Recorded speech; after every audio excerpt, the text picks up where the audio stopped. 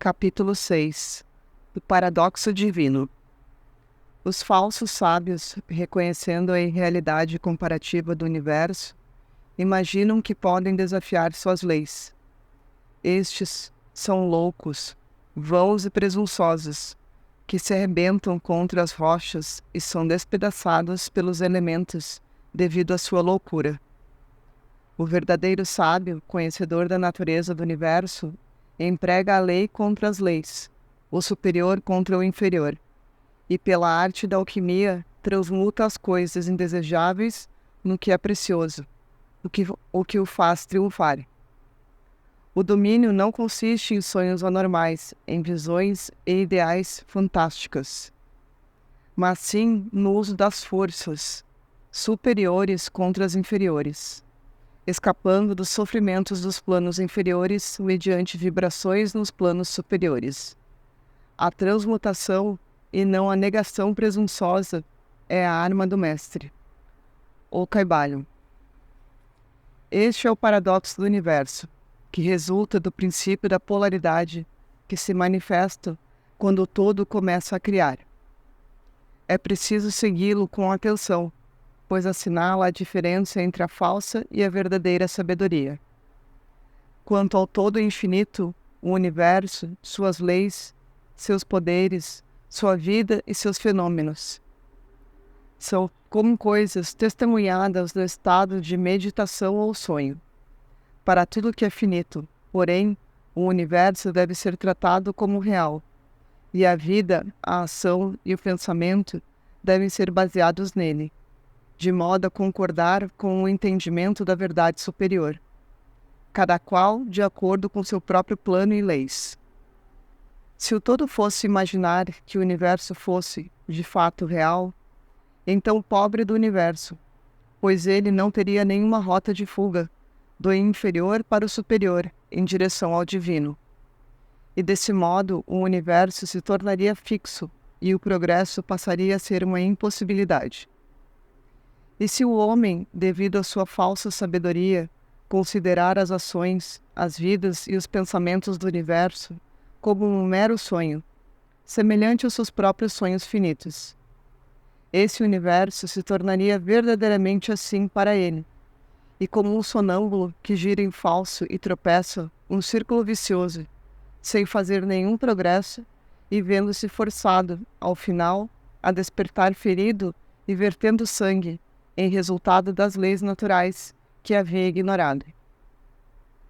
Conservem sua mente sempre voltada para a estrela, mas permaneçam atentos aos vossos passos, para não caírem no lodaçal, em razão de vosso olhar permanentemente voltado para o alto. Não se esqueçam do paradoxo divino, segundo o qual o universo é e não é. Lembre-se sempre dos dois polos da verdade, o absoluto e o relativo, e muito cuidado com as meias-verdades. Aquilo que os hermetistas conhecem como a lei do paradoxo é um aspecto do princípio da polaridade.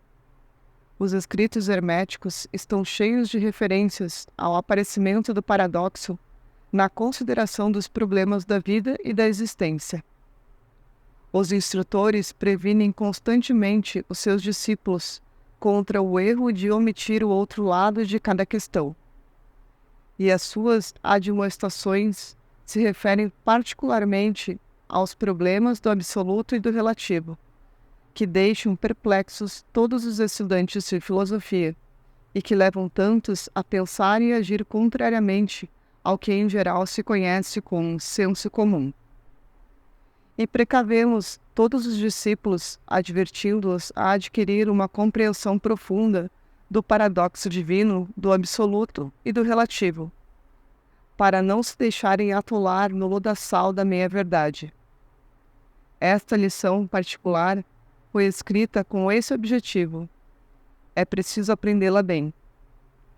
A primeira ideia que ocorre ao bom pensador, depois de ele ter compreendido bem a verdade que o universo é uma criação mental do todo, e que o universo e tudo o que ele contém é mera ilusão, irrealidade, ideia contra a qual os seus instintos se rebelam, Contudo, esta e todas as outras grandes verdades podem ser consideradas a partir dos pontos de vista absoluto e relativo. Do ponto de vista absoluto, quando comparado com o todo em si, o universo tem a natureza de uma ilusão, um sonho, uma fantasmagoria. Reconhecemos esse fato, inclusive, do nosso ponto de vista ordinário, porque falamos do mundo como um espetáculo transitório, que vai e vem, nasce e morre, pois o elemento de impermanência e mudança, limitação e substancialidade deve estar associado sempre à ideia de um universo criado, quando ele se opõe à ideia do todo, sejam quais forem nossas crenças a respeito de ambos. Filósofos, metafísicos, cientistas e teólogos estão todos de acordo com essa ideia, e a reencontramos em todas as formas de pensamentos filosóficos e concepções religiosas, assim como nas teorias das respectivas escolas de metafísica e teologia. Assim, os preceitos herméticos não pregam a insubstancialidade do universo com palavras mais altissonantes do que aqueles com as quais estamos familiarizados. Ainda que seu modo de apresentar o tema possa parecer uma coisa mais assustadora. Em certo sentido, qualquer coisa que tenha um começo e um fim pode ser irreal e não verdadeira, e o universo está sujeito à regra em todas as escolas de pensamento. Do ponto de vista absoluto, nada há de real a não ser o todo, sejam quais forem os termos que usemos em nossas reflexões ou discussões sobre o tema. Quer o universo seja criado de matéria, quer seja uma criação mental da mente do todo, ele é insubstancial, impermanente, uma coisa de tempo, espaço e mudança. O leitor deve compreender esse fato em sua totalidade antes de emitir qualquer juízo de valor sobre a concepção hermética da natureza mental do universo. Deve também examinar cada uma das outras concepções, para ver se o que sobre elas afirmamos não é verdadeiro. Contudo, o ponto de vista absoluto nos mostra um só lado da imagem. O outro lado é o relativo. A verdade absoluta foi definida como as coisas como a mente de Deus as conhece, ao passo que a verdade relativa são as coisas como a mais elevada razão do homem as compreende. Assim, enquanto para o todo o universo é irreal e ilusório, um mero sonho ou o resultado de uma meditação, para as mentes finitas que fazem parte desse mesmo universo e o observam através das suas faculdades mortais, ele é verdadeiramente real e assim deve ser considerado. Ao reconhecer o ponto de vista absoluto, não devemos cometer o erro de negar ou ignorar os fatos e fenômenos do universo, tal como se apresentam às nossas faculdades mortais. Lembremo-nos de que não somos o todo. Para dar exemplos bem conhecidos, todos admitimos que a matéria existe para os nossos sentidos, e estaríamos errados se não o fizéssemos. E, inclusive, até nossa mente finita compreende o postulado científico de que a matéria não existe do ponto de vista científico. O que chamamos de matéria deve ser considerado como uma agregação de átomos que constituem, em si mesmos, nada além de um agrupamento de unidades de força chamadas elétrons e íons, que estão em constante vibração e movimento circular. Golpeamos uma pedra com o pé e sentimos o impacto. Parece ser real, mas é simplesmente o que dissemos acima. Mas não nos esqueçamos de que nosso pé, que sente o impacto por meio do nosso cérebro, é igualmente matéria, constituído, portanto, de elétrons, e nesse sentido, o mesmo se pode dizer do nosso cérebro. E no melhor dos casos, não fosse por nossa mente, não teríamos a menor condição de reconhecer o pé ou a pedra. Assim, o ideal do artista ou escultor, que ele tanto se empenha em reproduzir na tela ou no mármore, parece-lhe verdadeiramente real, Assim se produzem os personagens da mente do autor ou dramaturgo, o qual procura expressá-los de modo que os outros possam reconhecê-los. E se isto é verdade no caso da nossa mente finita, qual não será o grau de realidade das imagens mentais criadas na mente do infinito? Ah, meus amigos, para os mortais, esse universo de mentalidade é verdadeiramente real. É o único que jamais teremos acesso, ainda que nos elevemos por toda uma sucessão de planos, de um grau superior a outro, ainda mais superior. Para conhecê-lo de outro modo, como prova nossa experiência atual, teríamos de ser o todo mesmo. É verdade que quanto mais nos elevarmos na escala, quanto mais nos aproximarmos da mente do Pai, mais evidente se tornará a natureza ilusória das coisas finitas. Mas enquanto o todo não nos absorver finalmente em si, a visão atual não irá desaparecer. Portanto, não precisamos nos deter sobre a natureza da ilusão. Agora que reconhecemos a natureza real do universo, procuremos compreender suas leis mentais e nos esforcemos em empregá-las para obter o melhor resultado para nosso progresso na vida, ao caminharmos de um plano de existência a um outro plano. As leis do universo não são menos férreas devido à sua natureza mental. Tudo, exceto o todo, é regido por elas. Aquilo que está na mente infinita do todo é real, em grau relativo somente a essa realidade em si, que faz parte absoluta da natureza do todo, sem qualquer contingência. Assim, não vos sintais inseguros ou temerosos. Somos todos partes integrantes da mente infinita do todo, e nada nos pode prejudicar ou intimidar. Fora do todo, não há força capaz de agir sobre nós. Podemos, pois, ficar calmos e tranquilos. Assim que dela nos apercebermos, veremos que há todo um mundo de conforto e tranquilidade nessa constatação. Então dormiremos em paz, calmos e tranquilos, embalados no berço do abismo, repousando a salvo e com segurança no oceano da mente infinita, que é o todo. O todo é, de fato, o lugar onde vivemos e nos movemos como todo o nosso ser. A matéria também é matéria para nós, enquanto habitamos o plano da matéria. Apesar de sabermos que ela não passa de uma agregação de elétrons ou partículas de força que vibram rapidamente e giram umas ao redor das outras na formação de átomos. Os átomos, por sua vez, vibram e giram formando moléculas que, por sua vez, formam as grandes massas de matéria. A matéria não se converte em matéria inferior. Quando levamos a pesquisa ainda mais longe e aprendemos dos preceitos herméticos que a força da qual os elétrons são unidades é simplesmente uma manifestação da mente do todo, e como tudo mais no universo, é de natureza puramente mental. Enquanto estivermos no plano da matéria, devemos reconhecer seus fenômenos. Podemos controlá-la, como fazem todos os mestres de maior ou menor grau. Mas devemos fazê-lo aplicando as forças superiores. Cometemos uma loucura quando tentamos negar a existência da matéria em seu aspecto relativo. Podemos negar o seu domínio sobre nós, e estaremos agindo corretamente ao assim proceder. Mas não devemos ignorá-la em seu aspecto relativo, pelo menos enquanto estivermos em seu plano. As leis da natureza não se tornam menos constantes ou efetivas quando as conhecemos. Igualmente, como meras criações mentais. Elas estão em pleno efeito nos diversos planos.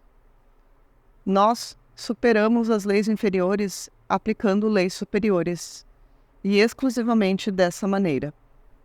Contudo, não podemos fugir à lei, nem nos elevarmos totalmente sobre elas.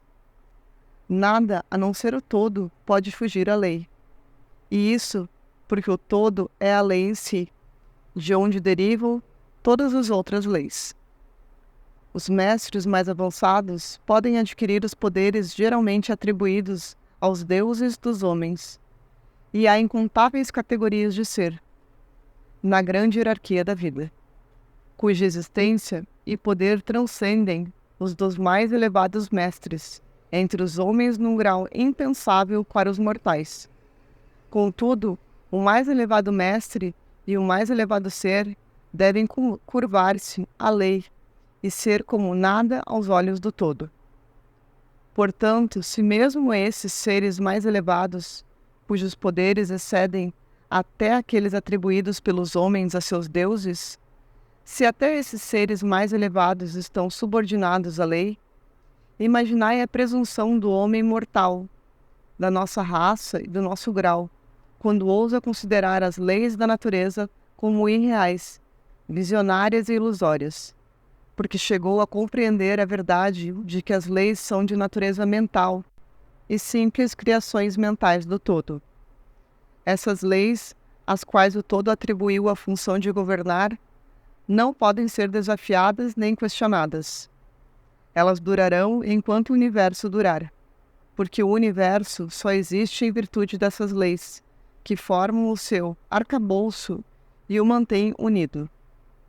Embora explique a verdadeira natureza do universo mediante o princípio de que tudo é mental, o princípio hermético do mentalismo não muda as concepções científicas do universo, da vida ou da evolução. Com efeito, a ciência simplesmente corrobora os preceitos herméticos. Esses preceitos ensinam que a natureza do universo é mental, conquanto a ciência moderna ensine que é material, ou nos últimos tempos, que é energia, em última análise.